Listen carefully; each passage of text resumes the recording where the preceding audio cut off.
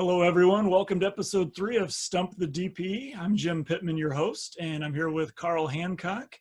Carl, I don't know if they can see if you don't tag your own screen. How's that work? I have no idea. There we go. It pops up for me, at least when you talk. So there's Carl Hancock, and he's with Fly with the Guys. You can find him on YouTube and any other social media. Just look for Fly with the Guys. And we made it to episode 3. You know, when we're doing things like landing practice with my own clients, I usually say something like, you know, once is an occurrence, twice could be luck, but 3 times is a trend. So we made it to number 3. I guess we've got a trend going here. And we'll see what happens. We want to keep it going. My real goal here is to have a social experience. And so I appreciate those of you that made it live.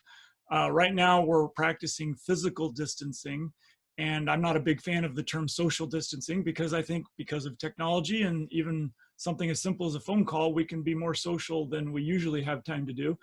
And, you know, it would be a lot easier for me if you guys just emailed me questions and I made a video and put it on YouTube. Certainly wouldn't have as much anxiety about doing this live and being put on the spot. But I think it's important to remember that part of being social is getting out of our comfort zone. So for those of you who are here live, thank you. You came out of your comfort zone. If you want to turn on your camera, that's great. You don't have to. But I do want to do more of having you guys talk when you ask your questions. If you're willing to show your face, that's even better. And I think there's a lot of human value to having that live interaction and going out of our comfort zone and being here talking to each other instead of me just, you know, making a video and answering questions. So with that, please go ahead and put your questions in the chat, or at least put in the chat that you have a question and we can unmute you. And again, if you're willing to show your video, that's even better. I did have one here. Let me actually send this over to you, Carl. I can get the chat up here. Whoop, move that over. And looks like we got some questions coming in. I just forwarded one to everyone can see it that Sonia had emailed to me. And oh, it looks like Sonia made it. So welcome. And who do we have first, Carl? Oh, Mark just came up with the question. So Mark, why don't you go ahead and ask that? So Mark, you should be able to unmute yourself. I think it's on the participants controls. You should, or your microphone control. There you go. You're up. You hear me now? We got you. All right, good. Well, thanks for doing this, Jim. So I've got a question for you, and I don't know if it's so much a Stump the DPE, but on 91.155 and section, let's see. Section D. 91.155. So let's, I'm going to go ahead and share my screen so we can get this up, and then I'll have you ask the question. And so we've got our electronic Code of Federal Regulations here, Title 14, Part 91. All right. 155, you said? Yeah, 91. Basic VFR minimums. Familiar. Good old VFR visibility and cloud clearance requirements. Okay, what's your question? Okay, if you go down to Part D. Delta? Yeah. All right. Correct. Yep. And here it references you cannot fly within the lateral boundaries of Bravo, Charlie, Delta, or Echo airspace designated as an airport with ground visibility of less than 3 statute miles. But it doesn't reference anything about cloud clearance. Okay. So let me just catch up with you. Yep. Or enter. That's the ground visibility. So my understanding of this has always been that the table has the minimum cloud clearance requirements. And in addition to that, you have to have the visibility requirement listed specifically here in section D.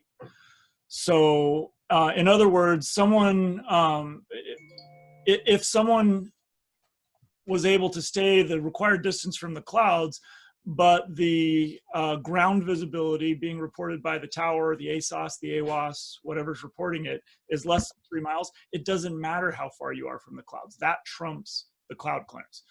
That's always been my understanding. If someone else has something different, please drop it in the chat. But except is provided in 9157, so that's special VFR. Yeah. No Veronica person says it's may. covered in Part C. What's that?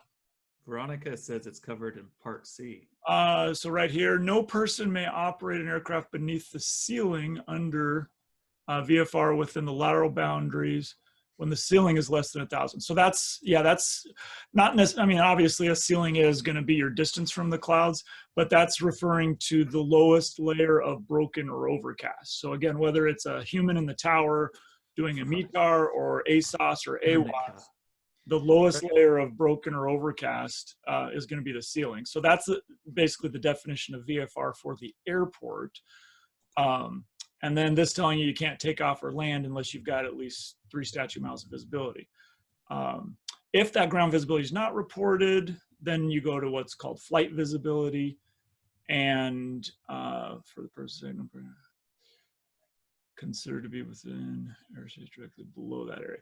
And this last part just covers the echo that could be below another type of airspace, like under the shelf of a Bravo or something like that.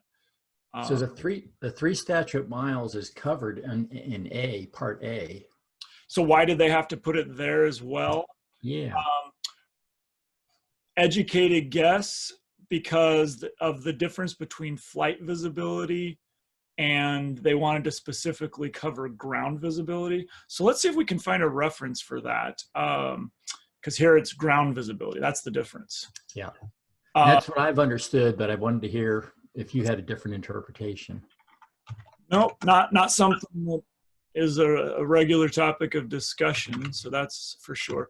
All right. So those of you who are on our first session, remember the trick, start with FAA. So for those of us flying in the US, whatever you're searching for, it's helpful to put in FAA and then whatever you're searching for. And let's see what comes up. So not reported. That looks pretty official. Do they actually? So this is a Cornell Law one, which is good. They usually come up in the top of the searches, and it's some legal institute.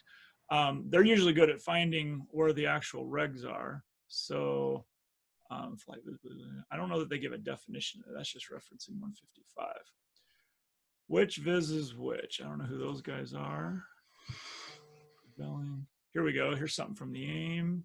And I always open 3 or 4 at a time in a new tab just so I can go through and check. And if we have any comments coming in the chat, you guys are welcome to help me out. We've got a few instructors on live today, so you guys just want to watch me sweat. That's okay too. So, all right.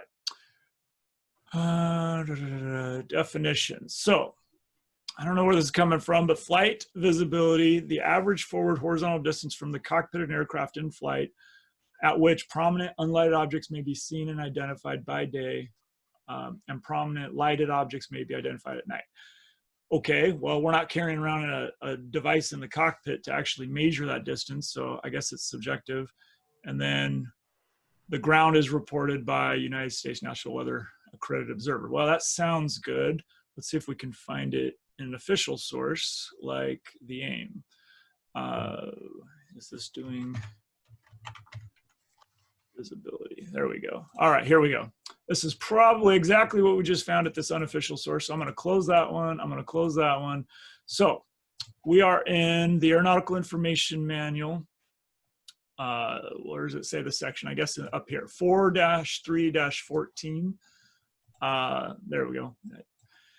So flight visibility is basically the visibility you have from the cockpit of the aircraft. And then they get a little more specific on whether you can see prominent objects day or night.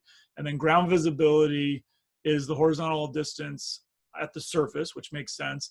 But it's important to note that it's taken by a United States National Weather Service or an accredited observer. So I have heard that, I don't know what all goes into it, but tower controllers, they have some type of accreditation that they receive as part of their job and training to be qualified to create a METAR, for example, with the ground visibility. So why that matters? Well, it could be different. I'm sure you could come up with scenarios where the weather phenomena is such that ground visibility is more or less than flight visibility. And back in the regs, 91-155, the table is flight visibility, but then they said specifically for this airspace, paragraph D, that it has to do with the ground visibility. So that's my answer, and I'm sticking to it. Sound good? That sounds pretty good. Yeah, no, that's kind of my understanding of it. I thought it was interesting that they just talk about in section D at an airport, they don't mention anything about cloud clearance. In C, they talk about having 1,000-foot ceiling, but they don't mention anything about needing to maintain horizontal distance or distance, 500 foot below the clouds. True, other than that's already covered up here. Yeah. So yeah, I guess that takes care of it. So good question. Good exercise. Get me into the VFR stuff. All right. Can I follow up there with you? Go for it. As a DPE or an experienced pilot here, how do you talk to your students about how they can tell whether it's a mile, 2 miles, 3 miles, 500 feet below, 200 feet below? Do you have any recommendations there? Yeah, great question. So first I got to say hi, Brian. Glad you made it. Love the background. So, all right. So I just went back at gallery view here. I can see who's got the camera on. So it's very subjective, but I do have a couple of semi-scientific ways to figure out distance from clouds, or at least to show that we're attempting to think about it. The first bigger discussion that I think is important to have is, why do we care about 500 below, 1,000 above, 2,000 horizontal? And the best answer to that is it's all about separation from IFR aircraft. And, student pilots, private pilot applicants, they don't need to know a lot about instrument flying, but there's a few things that are beneficial for them to understand. And kind of like, I think it was the last episode, we talked a little bit about the definition of controlled airspace. Well, an instrument aircraft, more often than not, is going to be in controlled airspace, talking to air traffic control. And as they're popping in and out of clouds, when they're not in the clouds, they have a responsibility to see and avoid, just as we do when we're VFR. And those cloud distance requirements and visibility requirements represent time that we both have to react. So if we're in the VFR airplane and the IFR airplane comes popping out of the clouds, we want to have time to react. So with that being the goal and the objective, it makes sense that the farther we are from the clouds, the better, and the better scanning techniques we use, the better, and all that kind of stuff. So that's the bigger discussion. Then you figure out, okay, well, am I legal? Am I 500 feet from the base of those clouds? How can I tell? And the only semi-scientific way I've come up with is paying attention to our relative speed as we go past the cloud. Most of us practice a pattern altitude at 1,000 feet. A lot of airports are still 800 feet. So somewhere between 800 and 1,000 feet is the typical AGL distance from the ground when we're doing the traffic pattern. Most of us have a pretty good, even by the time you get to your private pilot training, if you pay attention to it, for your airplane, when you're on downwind and you're looking out the window at the runway, how quickly or how slowly the runway is going by.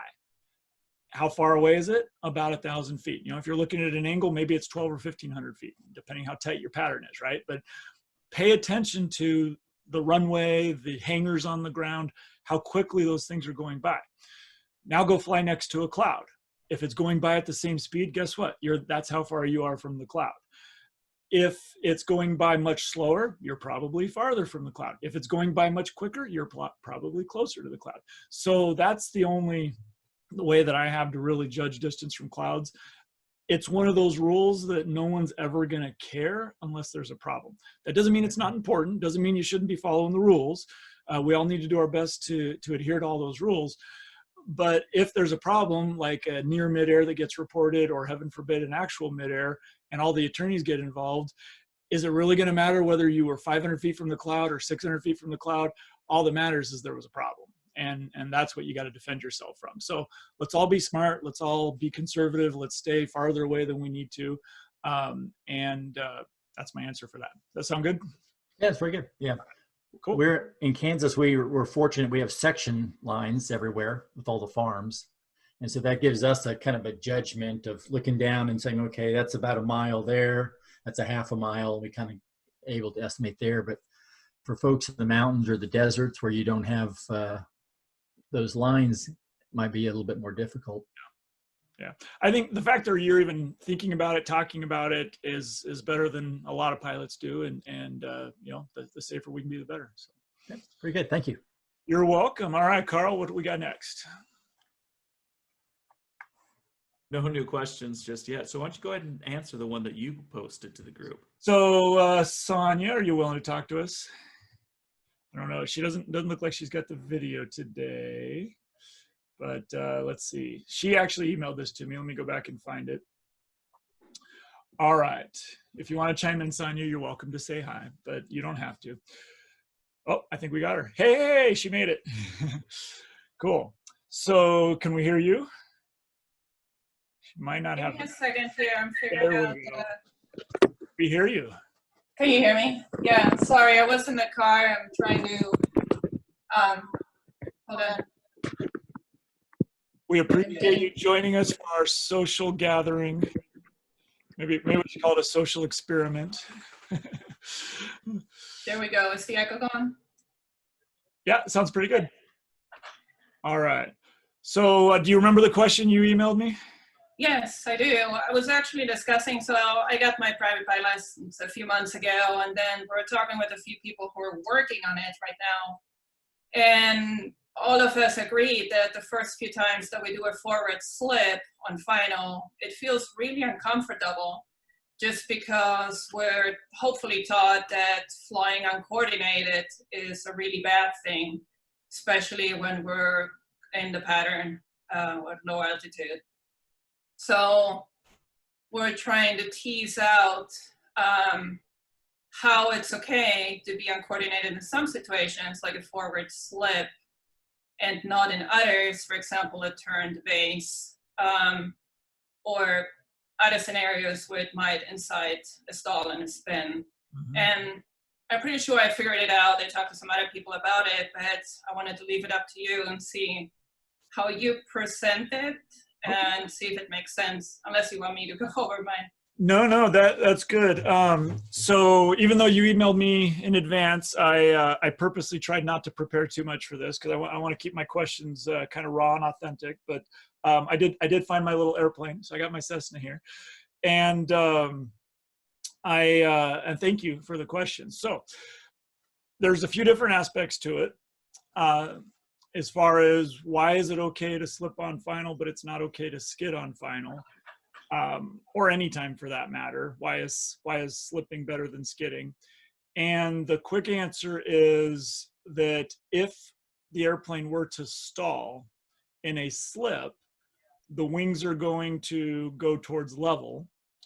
And if you were to stall in a skid, the low wing is the one that would stall first, sending you most likely inverted.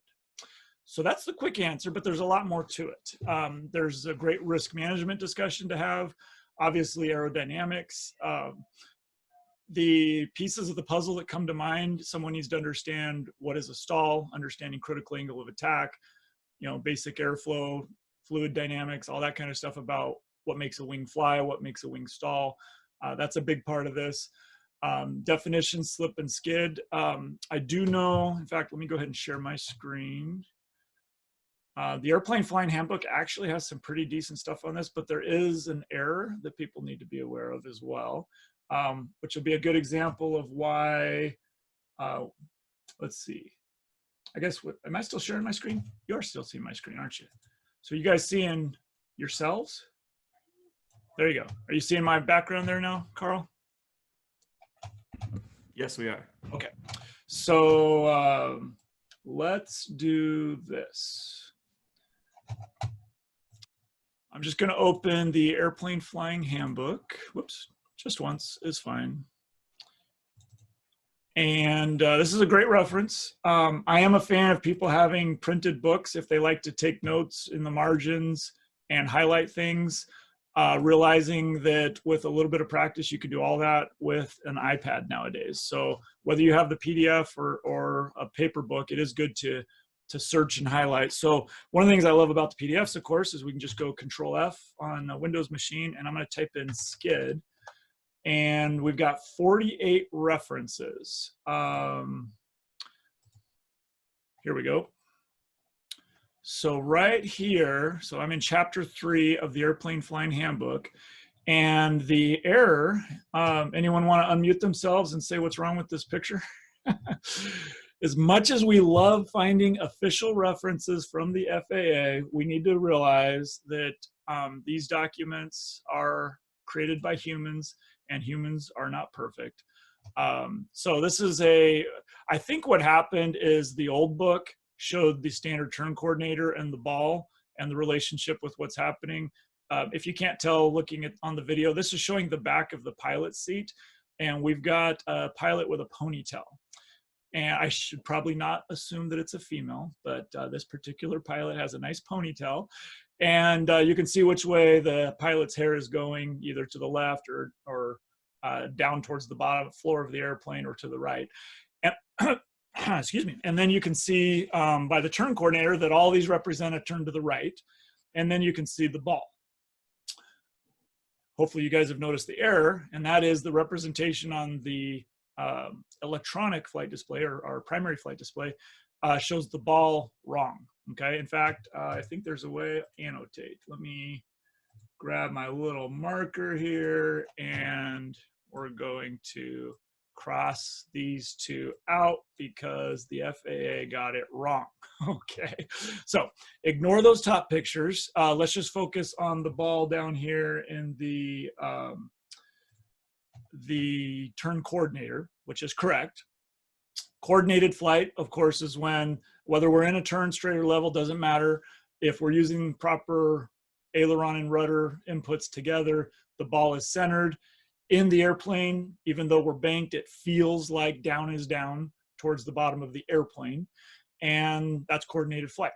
If we are in a right turn and we use too much right rudder, the ball goes to the outside of the turn, and that is called a skid. You feel yourself leaning to the outside of the turn. In this case, we're turning right, and we'd feel ourselves going to the left with the ball. And then if we use too much right rudder in this right turn, then, no, I'm sorry, too much left rudder or not enough right rudder. So then we're in a slip. So we're in right aileron, left rudder. Then the ball goes to the inside of the turn. We feel ourselves basically falling to the inside of the turn. That is a slip. I misspoke there for a second, but I caught it. All right. So why now that we kind of got some definitions and basics pieces of the puzzle, the question is, why is a slip okay and a skid's not? Trying to use my little airplane here, and let me actually bring myself over here and annotate, get rid of those things. Okay. And I'm on speaker view. Okay. I'm using a screen recording software today to try to get a better capture of what is going to go on YouTube. So here's the airplane flying towards you. I know it's a tiny one. I should have borrowed Carl's. He's got a better one than this. And you know what? I'm gonna try to talk backwards. So somebody raise their hand if I say this backwards. So you're in the airplane. You're flying towards me. Here's our little Cessna. And maybe if I hold it in front of my dark shirt, that might be a little bit better. All right. So right turn, left rudder. The airplane is traveling directly from you towards me, but it's pointing askew because we're in a slip. We have opposite aileron and rudder. In that scenario, the wing that is being blocked by the nose of the airplane is the upwing. If we were to exceed the critical angle of attack and stall, the wing that is partially blocked by the fuselage is going to stall first and have a tendency to go wings level, giving the pilot an important opportunity to do a full recovery by reducing the angle of attack. If we are in so now let's do a skid. You're flying straight towards me, you're coordinated, and you go left. I forget which way that I went before, but we're going to go left aileron and too much left rudder. You're still traveling directly towards me, but now the wing that is being blocked is the low wing. So if we were to exceed the critical angle of attack, it's the low wing that would stall first, and it has a tendency, or it's going to more quickly end up in an unusual inverted situation that's difficult to recover from. So that's the aerodynamic reason of why a skid is safer. Oh, I did it again. That is why a slip is safer than a skid. Gotta be really careful what I say here. And that leads to a bigger discussion. So it's very normal for new pilots in training to feel very out of sorts, fish out of water, doing slips and skids, because like we saw in that diagram, you feel like you're going one way or the other. You don't feel like you're flying straight anymore. And both of those are very awkward.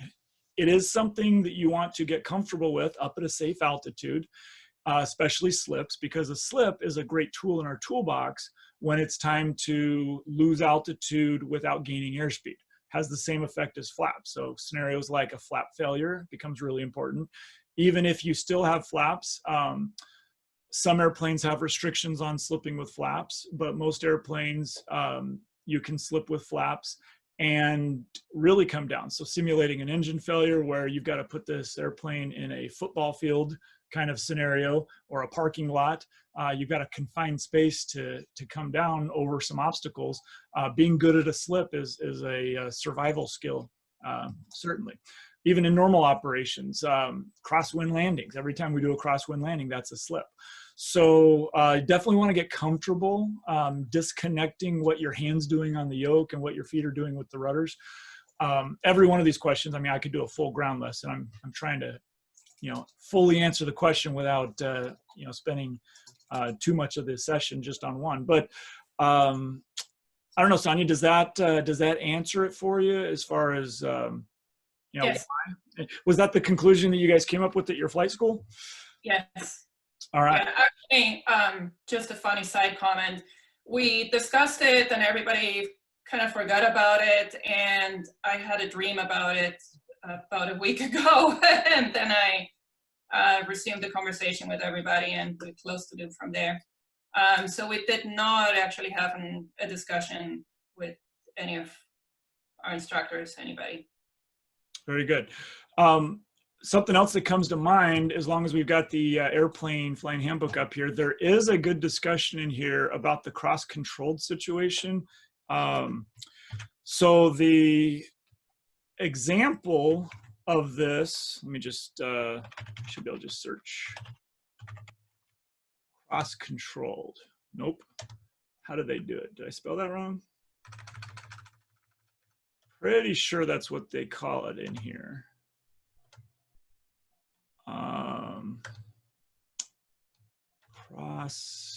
What do they call it? Cross dash control. Control. I shouldn't have put an E. Okay, so certainly that's not the reference I'm thinking of though. All right, 12. All right, here we go. There it is. Cross control stall. So in the Airplane Flying Handbook, Chapter 4, page 11, cross control stall. This is the classic scenario, and I don't even know if I can move back far enough for this to work, but let me bring this back up. If the runway is landing going towards you and the airplane's on a left base, turning left base to final, it could be right base as well, but I'm gonna go ahead and use left base.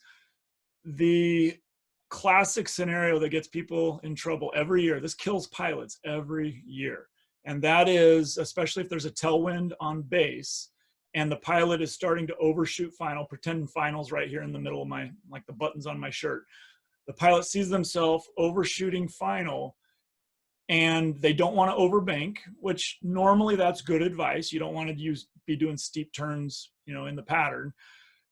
But the natural tendency is, oh, I need to make the turn. So they use, in this case, left rudder. So here we are, left bank, left rudder. That's a skid.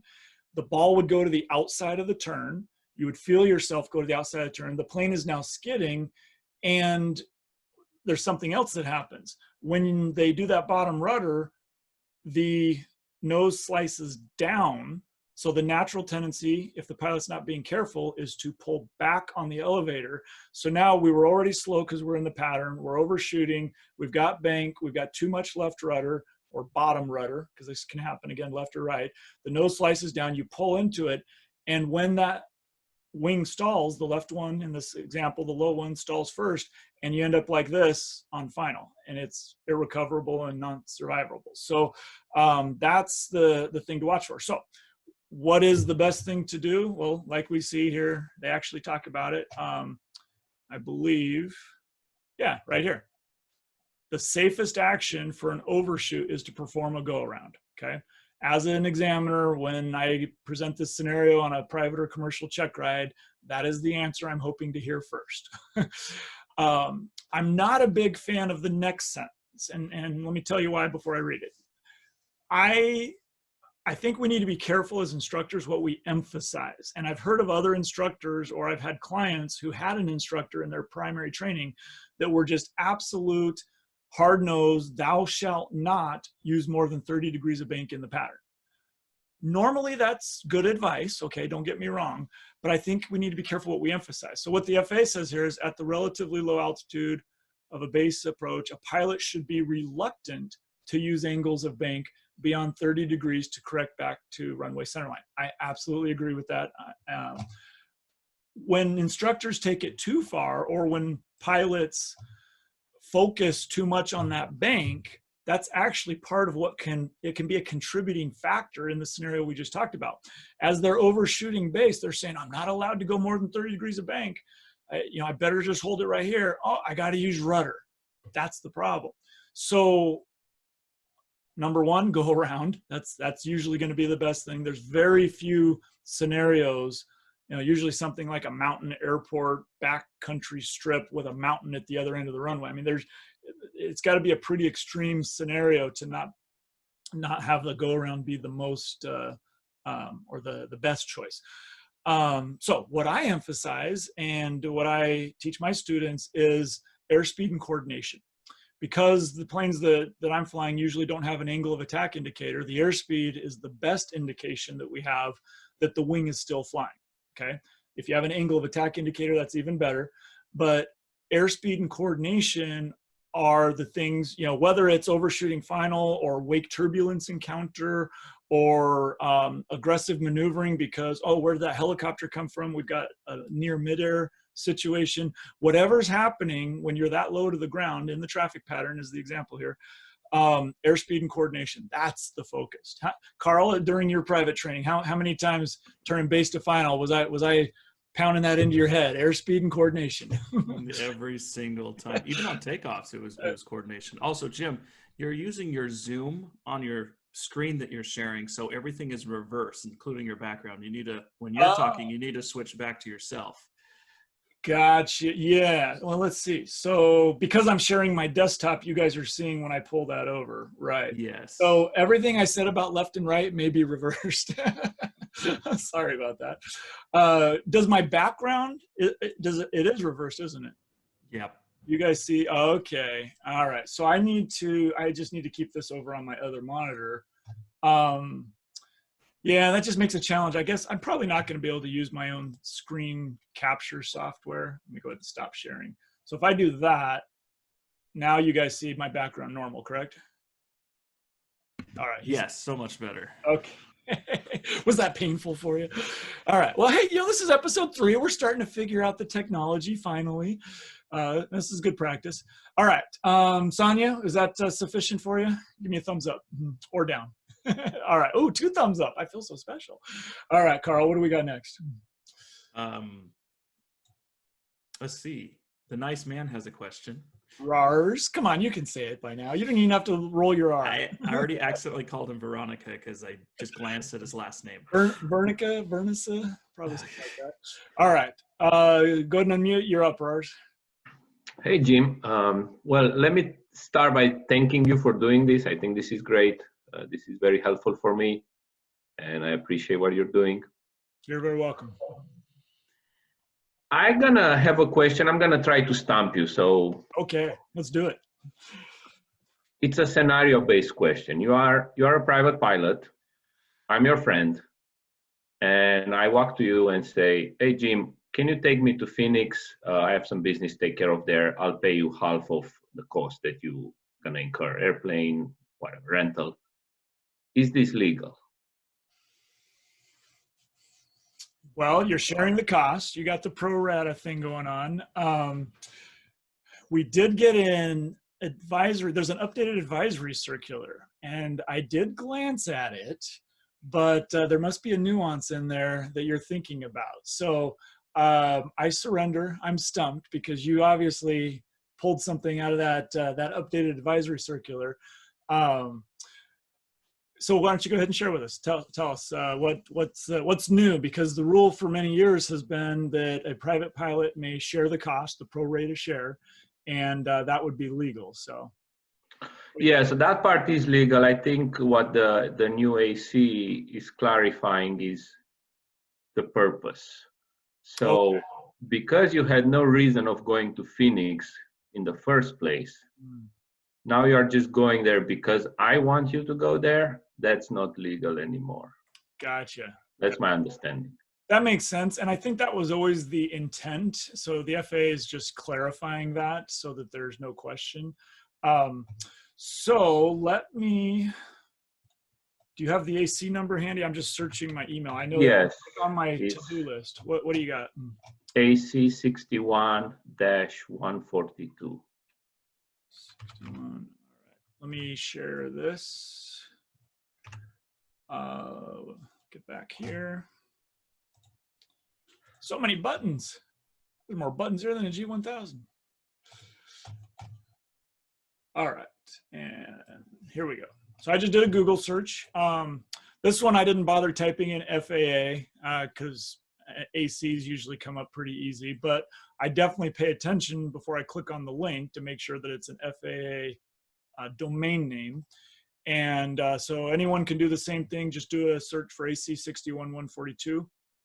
And this just came out February 25th. So I'm not too far behind on my emails, am I? So yes, I knew that was out there. I did glance at it. Nothing big jumped out at me. So I kind of just put it on the back burner. So thank you for bringing that up. That's good.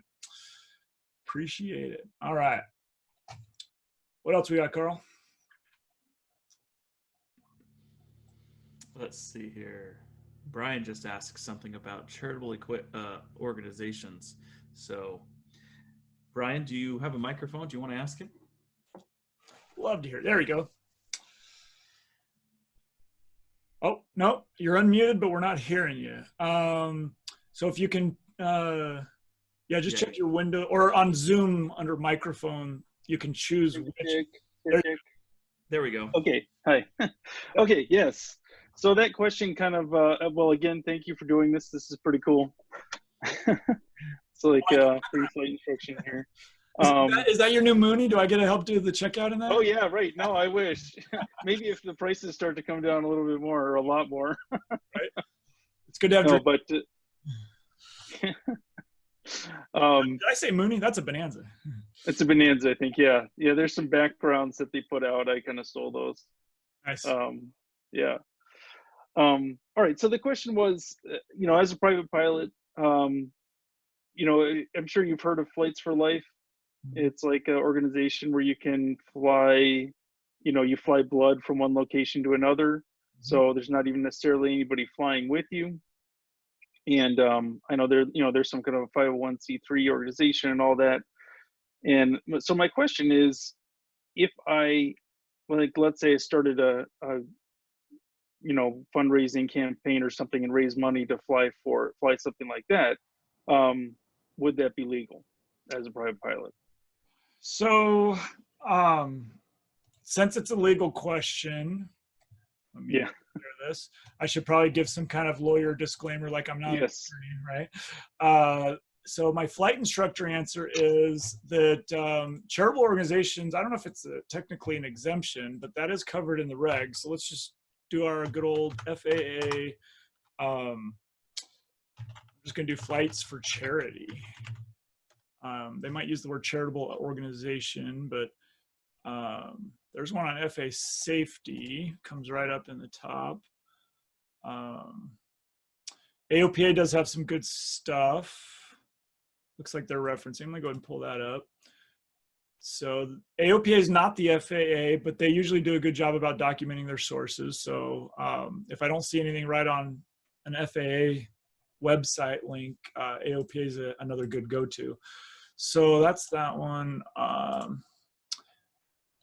safety brief, charity fundraising flying. I'm just glancing through. I'm not familiar with this particular brief, but seeing if there's a reg reference, because I thought that this was covered right in Part 91. Although incorporated into a new regulation, remaining requirements largely unchanged. All right, 91-146 is going to be our first go-to.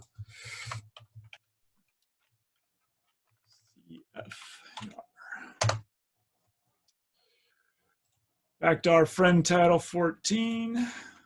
Part 91, and I was guessing it was Part 91 because it's a flight rule. So if you guys missed it on a previous episode, my little memory aid is Part 61 is down low, Part 91 is up high. So 61 is all about certification requirements. Part 91 is all about flight rules up high. So, and what did I say? 146. All right. There you go. So I probably could have just come to Part 91 and searched, the word charity wouldn't have worked, but charitable certainly would. And here's your reg. So for the purpose of this section, you got to have some definitions. So there's charitable events is defined, nonprofit, passenger. So there's a lot of definitions that are important to understand here. Yeah, I mean, we've got mile limitations, we've got seat and weight limitations, no aerobatics. That makes sense. Well, so the complication is, in this case, I wouldn't be carrying any passengers, right? So, okay, so if I'm just flying boxes of blood. Yeah, the blood, and I'm also, like I said, it's if I'm raising. So basically, the theory would be, what if I could raise money and be, reimbursed the full amount for, like, let's say it's $125 an hour, and could I raise that money and then say this is going to be used towards, flying blood for flights? So it seems like the regs don't really cover it, but I don't know. Yeah. So there are attorneys that specialize in aviation, and the well, I won't use any names right here, but I've got a couple. Yeah. And I can offline, I can introduce you. But I think that would be a great email to an aviation attorney. My guess, and just an educated guess, is that the FAA really wouldn't be looking at, if we're talking what is the FAA rule, whether the money comes out of your personal bank account or whether you get 100 people to give you $5. I don't know that really matters to the FAA, but I'm just thinking out loud. So definitely something to be careful about. Probably another one of those things that no one's going to care unless there's a problem. And then if there's a problem, everyone's going to care. So you want to make sure that you dot the I's and cross the T's and cover your own rear end. But no, this is a good reminder of where we can at least see what the FAA says about flying for charity. And then backup document here with the AOPA, or the FAA safety brief, and then AOPA has a whole bunch of good stuff on charity. So yeah, what else we got? Hey, Jim, if I can add to that. Please. So the 91-146 you're looking at is related to passenger carrying. So exactly carrying passengers. So that's not the case of the question. And I think if you go back to 61-113, that is more related to his question. That's the privileges and limitation. And there is a section there of being reimbursed for a flight. Very good. I appreciate Okay. that. So let's, let me just pull it up so we have it here. Back to share. Come back, controls. Where'd you go?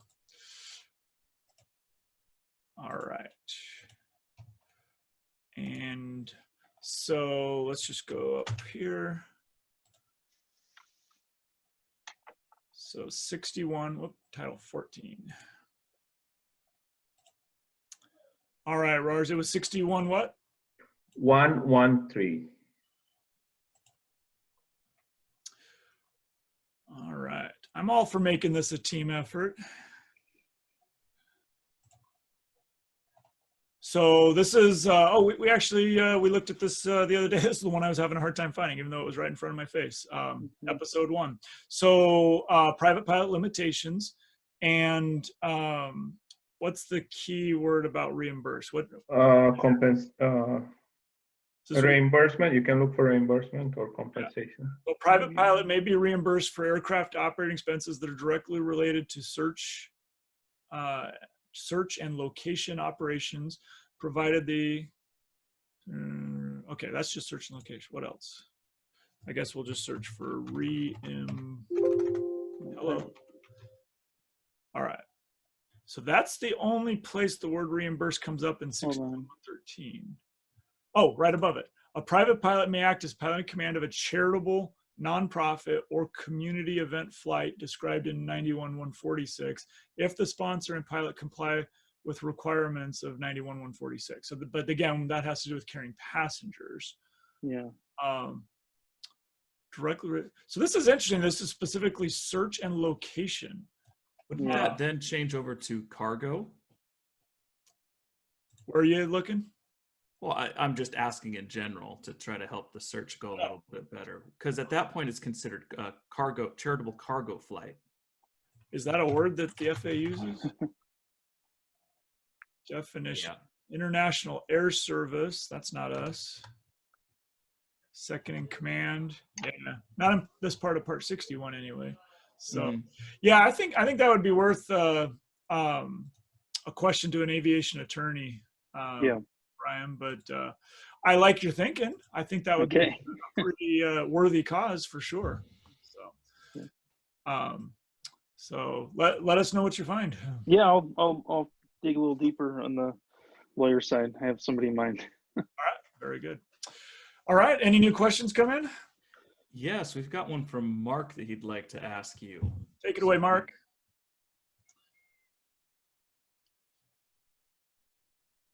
There you go. So Jim, I've got a little airplane too. Woo!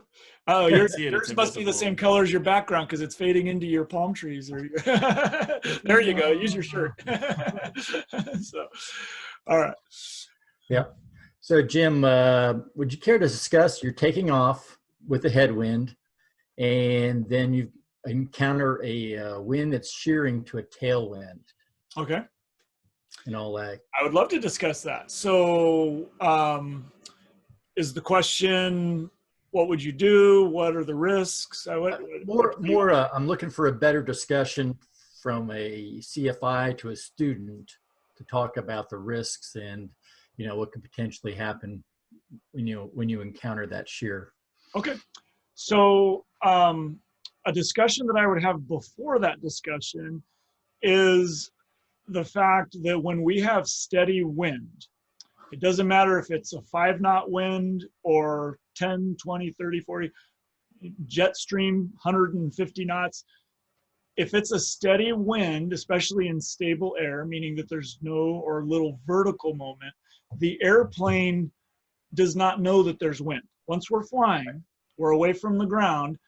The only thing the wind is going to change is our ground speed. So that's the first thing you need to make sure the student has a good comprehension of, is the fact that the airplane only feels the air that it's in, and who cares if that air is moving around. All right, your question was different. Your question was specifically about wind shear. By definition, that means an abrupt change in speed and or direction. If you want to get technical with physics terms, that means velocity, because velocity is a direction and a value, an amplitude. So if we have a change in velocity, that could be speed and or direction. the airplane is going to feel that because it was an abrupt change. So in your example, we're taking off with my finger being the wind. We've got a headwind, and then somewhere, especially if we're close to the ground, that's even more dangerous. It shears to a tailwind. That would be wind shear. It's extremely serious. And even if it goes from being a headwind to being calm, the airplane feels like it lost airspeed. It did lose airspeed because you were using a headwind that suddenly stopped. So it doesn't even have to go to a tailwind for you to notice it.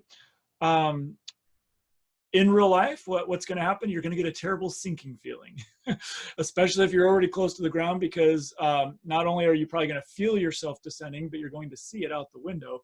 And depending on if there's still runway in front of you, if it's a nice long runway, a rejected takeoff may be the best option. In most situations, I shouldn't even say that. Every situation is different, but these are the kinds of things you train for. Full power, keep it in ground effect, get your airspeed back until you can safely clear obstacles may be the best thing to do. But I think most of the discussion is just understanding definitions and then the physics of what's happening. And I just simply think of it as, what does the airplane feel? You know, the same thing could happen if you were starting in calm wind and it sheared to a tailwind. There's a lot of different ways that could happen, but if the airplane feels like it had a decrease in the headwind component, then certainly you're going to lose lift, and the risk is stalling. And the way to counteract that is full power, keep it coordinated. So there's exercises that are important there about, and with a training single engine airplane like this, that as soon as that power goes full, well, we were talking about taking off, so it's probably already full, but if it wasn't, maybe it was a landing scenario, watch that right rudder, because as soon as you go full power, you got all the turning tendencies. You got to bring in the right rudder. So it's good to do exercises. I like how Jason Miller talks about connecting your right foot to your throttle hand, so that just automatically throttle goes forward, right foot goes in a little bit, just to anticipate those turning tendencies. So that's an important part of the discussion. Any other angle you were thinking on that? No, just looking for I've had these discussions with students, and I was looking for a good explanation from All right. Well, thank you. I appreciate the compliment. I don't know that that's one that I've had recently. I could probably fine tune it a little bit, but just off the cuff, those are the things I would be thinking about as far as putting into the lesson plan. So. Cool. All right, Carl, what else we got?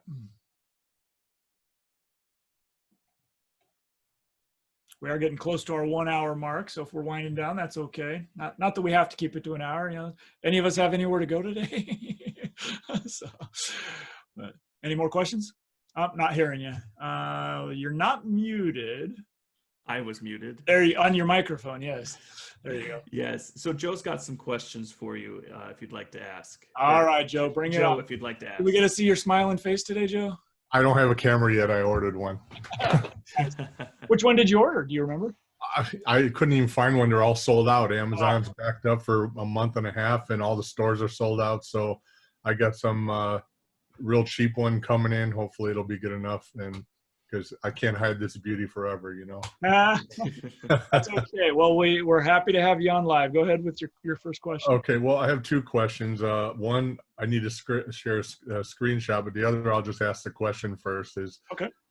When you're explaining the difference to a student between RNAV and GPS, since it's technically the same thing to you with a 430 or 530 and stuff like that, how do you really explain the difference to them? So tell me what you mean when you say RNAV. And well, every approach plate says RNAV 18, RNAV 26. They don't say GPS really. So, gotcha. So you're talking about on an instrument approach plate, why right. some say RNAV and some do not. Right. Okay. I think I know the answer to that. What you're going to screen share, does that have an approach plate, or do you want me to pull one up? No, that's not the one I'm sharing. No, that's a different. Let me go ahead and share, and let's see, we'll do it this way. Because I basically just tell my students it's the same to us. RNAV is an older system that was used, and to us with a Garmin 530 with WAS, it doesn't really matter to us. It's the same thing. So I just don't know if there's a better way or something that a way that you would prefer that students explain it.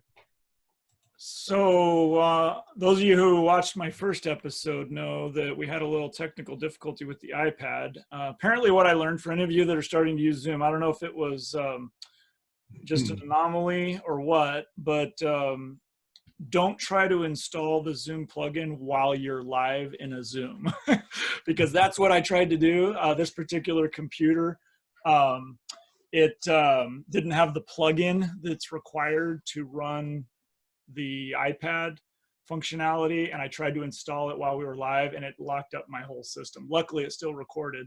But anyway, so I got that installed now, and I think it's kind of cool. We can share the iPad. So you are seeing that now, correct? Mm-hmm.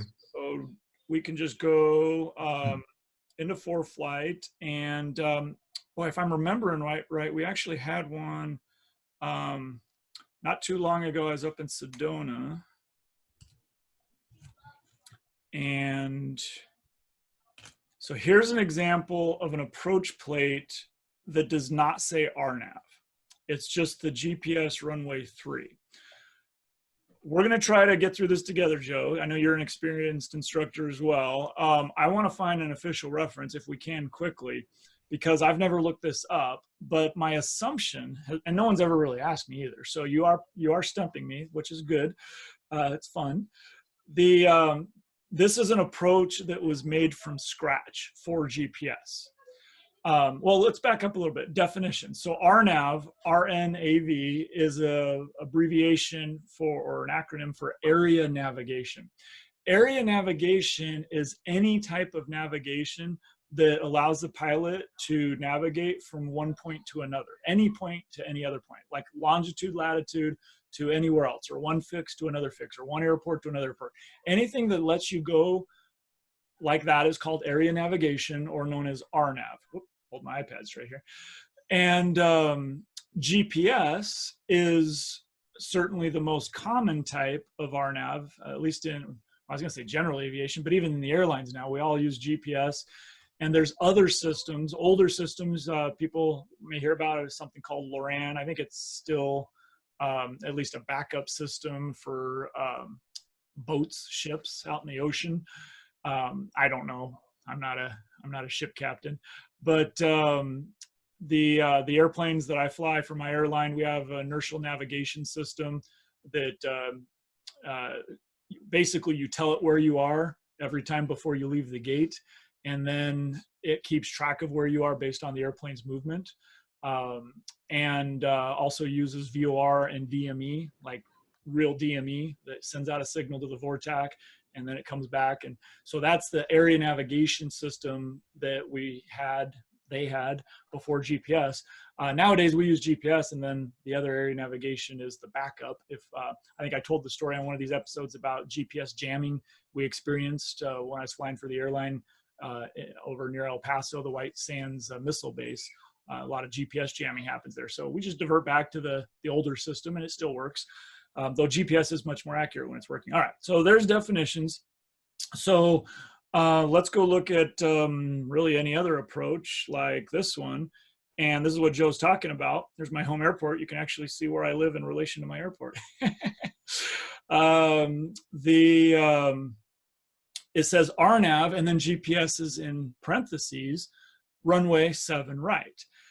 And I've never worried too much about what we call it. It's a GPS approach. You know, I guess technically some controllers may say you're cleared for the RNAV GPS runway 7 right. Usually it's just well, when we're practicing, they'll usually say practice approach approved, something like that. But my guess is that it's similar to just like an overlay approach. It was originally built for an RNAV system. They overlaid it with a GPS. And same thing if they built a VOR approach and then overlaid it with a GPS approach later with the same minimums.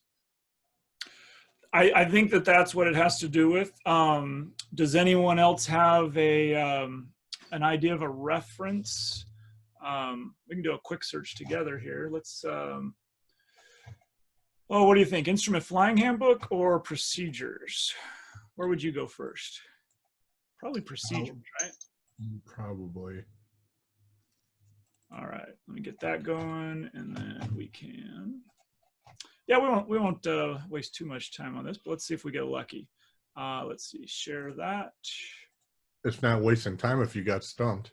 Haha, it's all worth it for you guys. It's all about learning, right? Yeah, no, this is great. I'm having fun with this. Like I said, you know, you guys could just email me or post questions on Facebook, and I would pick the ones I want and look up all the references and make. That's not truly stumping you then. Yeah, that's not the same. You know, I mean, there's other people out there that are making great videos and content. So let them keep doing that. I wanted to do something a little different, and you know, this is meant to be social while we're physically distancing. So, all right, let's just start with RNAV. 421 references. Oh boy. What if we do like it is on the approach plate? 50. All right. Chapter 4 might start with some basics. Oh, this isn't a click and do it kind of thing. All right, no hot links. Thanks, FAA. All right. So it's actually catching everything, even in the graphics. That's interesting. Go Adobe. PDF. So let's just go through and see if we get lucky. These approaches. I think the ones that have RNAV GPS are more common. Here's an example of one called RNP, and that is, what is it? Performance, reduced. Required navigation performance. Required navigation performance, which all of us that use GPS, we're operating under some type of RNP. But when the approach plate says RNP, really all you need to know, and it'll say this on the plate, is it requires special equipment and special crew training. So for anyone, most people doing general aviation flying, the RNPs will not apply to us. That is a fair check ride question. If someone pulls up some approach plates and we say, oh, what's this RNP here? The applicant just needs to know that's not for us. So there's just an example of how that's both of those are RNAV, but one's GPS and one's RNP. So, all right, straight in.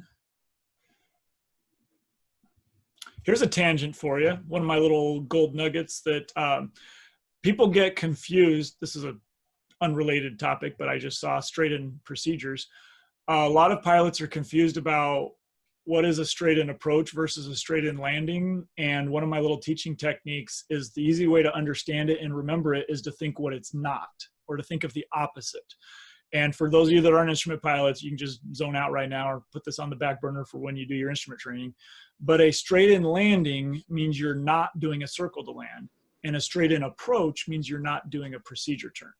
So I think when you understand that, you realize that they're two totally different things. The words are similar, but depending on the scenario, it can be very important if the controller does or does not say cleared for straight in approach versus doing the full procedure. So just remember what it's not.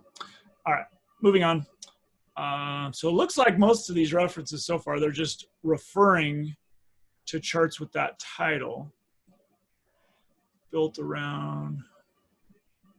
All right, so what's this saying? Primary nav aid. Most conventional approach procedure built around. Oh, okay. Yep, that doesn't really apply to our question. Here we go. Getting closer. Their own tracking, onboard navigation.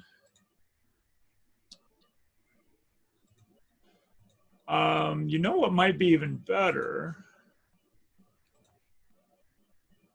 Just got another idea. Sometimes Google is a good place to start.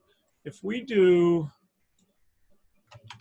FAA search and we actually put it in quotes, and knowing how to search Google, I mean, I'm not an expert, but I know a few tricks, like, you know, starting with FAA. And when you put something in quotes, it looks for exactly what you're searching for. And if you put a VS in between, Google will do a comparison versus. Let's see, did the one at Sedona, I don't think it had parentheses. So let's see if we get lucky with that. Did I do that right? RNAV, GPS. Fact sheet, that could be good. Approach procedures, okay. Look at all these FAA sources. Describe procedures. Let's just do a few of them here real quick. And if nothing else, even for you VFR folks, hopefully this gives you some tips on how to search for things. This looks promising. Well, now it's vertical guidance without vertical guidance. Terms and concepts. Hey, Jim, this is Carl. I do got to take off here. So I was just going to say thank you to everyone for coming. And yes, thank you. see We'll be next finishing episode. up here. Yeah, go ahead and I guess I reclaim the host. Yeah, go ahead and do that before I shut off. Before you, yeah, it'll probably do it automatically. But thank you for joining us, Carl. And there it is right there. Reclaim host. All right. Thanks, Catch you later. Bye. All right. Yeah, we don't have to spend a lot of time on this, but So Jim, I think we're getting close. Go ahead, Brian. Jim, I found something interesting. Can you see the group chat box? If I pull it up here, Yeah, yes. if you click chat, if you click the last link I have there, I don't know if this is the answer, but it seems, you know, related anyway. If you click that last link there in the chat box. Oh, it didn't like Oh, that. not the first. There's Oh, two there's two. links. The I one copy. below it. Yeah, yeah. Come on, go away. Yeah. Make sure I get you. There we go. So many There we buttons. go. If you scroll like way down, I think it's like on the last page. Somewhere. Hold on. Which page was it? Yeah, I think it's like no, it's not the last page. Sorry, second to last page. Yeah, here it talks about, it says like RNAV stands for area navigation. The older GPS-based non-precision approach format is being phased out. The newer format prefaced by the acronym RNAV. An example would be change from GPS from 18 to RNAV GPS from 18. All GPS-based approaches moving forward are RNAV. So maybe it just has something to do with the year that it was designed, or the time. Yeah. And okay, so that could make sense. I mean, Sedona's been around for as long as I can remember. Right. Yes, approach. So that's that it could be that simple. So, and this is actually an FAA link. Yeah. So there you go. Good job. Sat Nav News. I'm not familiar with this publication, but there you go. How's that for an answer, Joe? Yeah, it seems like kind of what I was thinking, but I never could find anything that clearly defined the difference. Yeah, I thank you, Brian. I appreciate you. I admit that you stumped me. If anyone's keeping score, put down a mark for Joe.